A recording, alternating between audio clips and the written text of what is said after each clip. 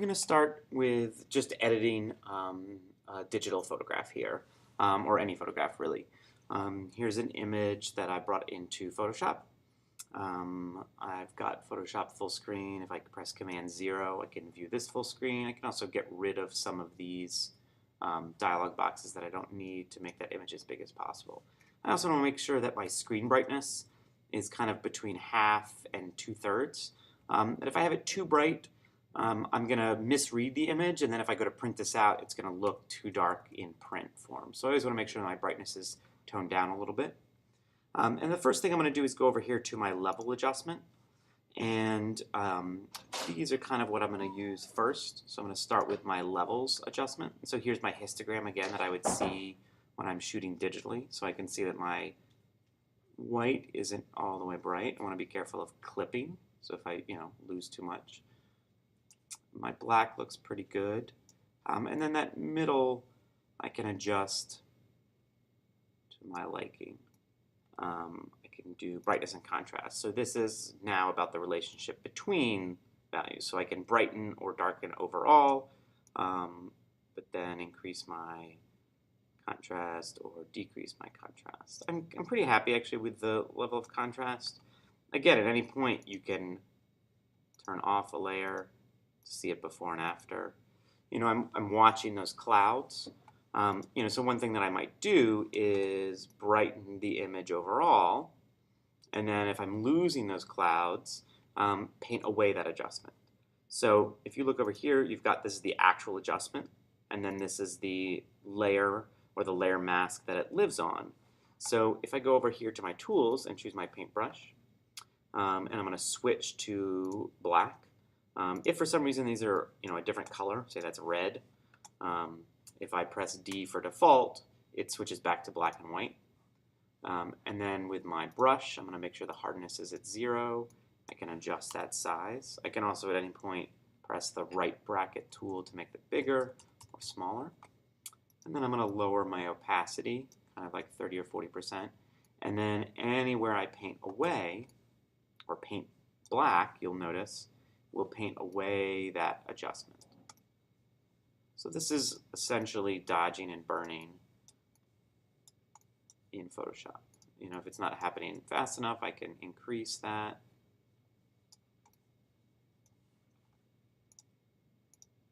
And then I can look, is there anywhere else that I want, if these pipes get a little too bright.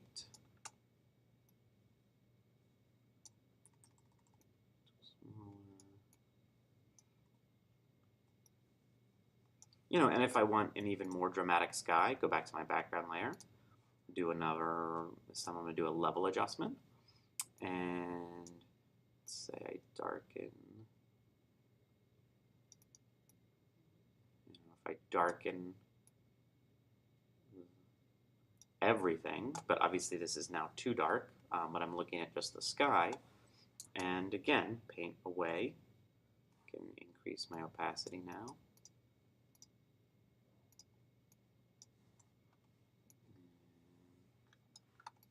Paint away that adjustment.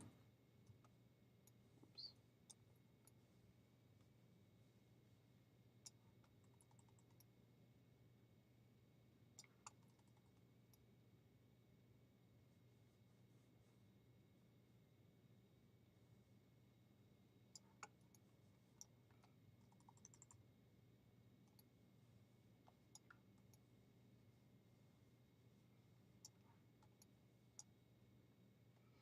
And then, the tree line is a little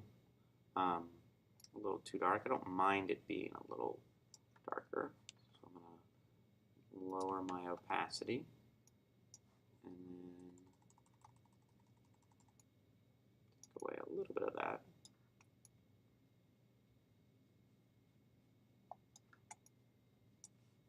So again, there's the sky.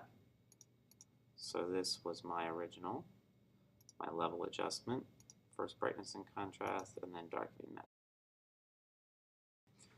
So then I can, fine tune anything else if I want a little more contrast, a little more my level adjustment, but I'm pretty happy with that image.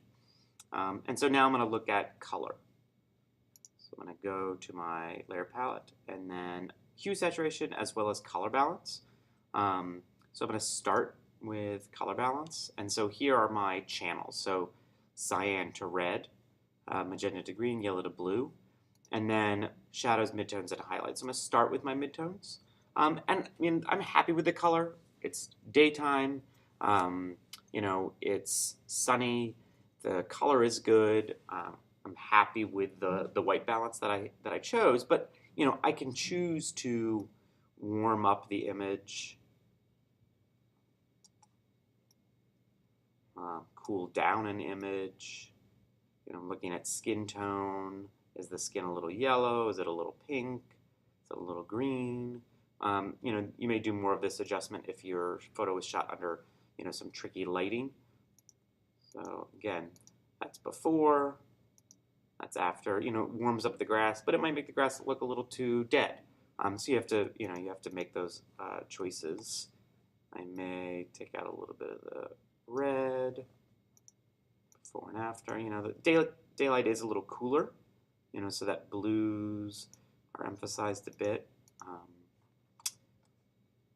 So you may want to dial it back a little bit. But I like warming up my highlights a little bit. And then I may choose to actually go to my shadows and cool those down. So, these start to get into some more heavy-handed editing, where you're trying to create a very specific look, emulating VSCO filters or other filters or other editing presets that are really just a combination of color adjustments, value adjustments, level adjustments. So I can start to create a very specific effect, where my highlights are warmer, my shadows are cooler.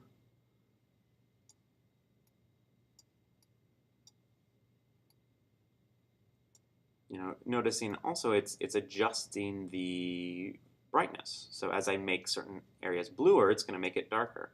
So it may require me to go back and readjust for level adjustments. So that I'm not too much of a fan of, but just to show you some of those adjustments. Go back and dial things back a little bit. But I like that. The sky, the clouds got a little whiter. Some of the skin got a little warmer. The grass is a little warmer. Okay. So then another one that I can adjust is my hue and saturation. So this now deals with how intense those colors are. So the hue obviously is how that color is interpreted, but I can specifically adjust certain colors. So if I'm finding that the red is a little too intense, I can desaturate that so you can see where the red disappears in the skin tones, in the grass. If there's a little too much red showing up, I can desaturate those colors. If I want the blue to pop a little bit more, I can start to saturate those more. Sky and those pipes.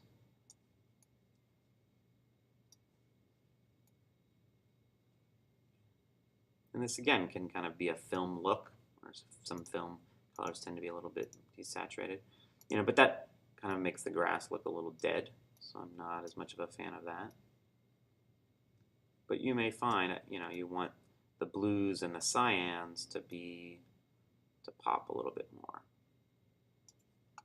Maybe my greens, the grass, make those look a little bit brighter. Okay. So before, it's pretty subtle, but the shirt I think comes alive a little bit more.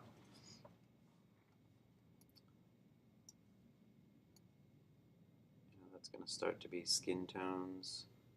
Again, you can also paint away. So if I wanted, the red of the grass to be a little more saturated, but I didn't like what it was doing to his face, I can just paint away that adjustment. So you can see now down there it's removed. Okay. You know, and I may go back and I might say, again, that face is looking a little dark. So I might want to, you know, brighten up that face, but it looks pretty good. Okay. So once I'm happy with this image, if for some reason I need to leave and, you know, keep those levels to adjust later, or I'm not sure, I want to see it in print first, I would just go to File, Save As. And I'm going to keep it as a Photoshop document. It'll default to that if you have layers. And then I'm just going to add edit to the end of that. You know, I may also make a edits folder. That way I can find things more easily. And saving that, maximize compatibility. Then once I am done with an image, I'm going to go to Layer, Flatten Image. So now I'm down to one layer. And then again, always save as. So I'm not saving over my original file. Still edit, JPEG. And so that now, maximum quality, okay. And then if we go and look, we can see in my edits folder, there's the Photoshop file, 100 megabytes, and then the edit is 15. So really saving a Photoshop file isn't necessary most of the time, but if you're leaving and coming back to an image, or if you're not sure, and you want to see kind of that image over time, or you need to make some additional adjustments, that's what you want. Now, if we look at one last time, this is my final image, and then this was my original. So it can, you know, you might look at the image and say, oh, this looks fine.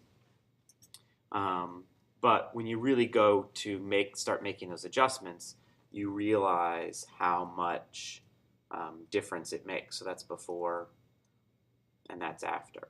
It does definitely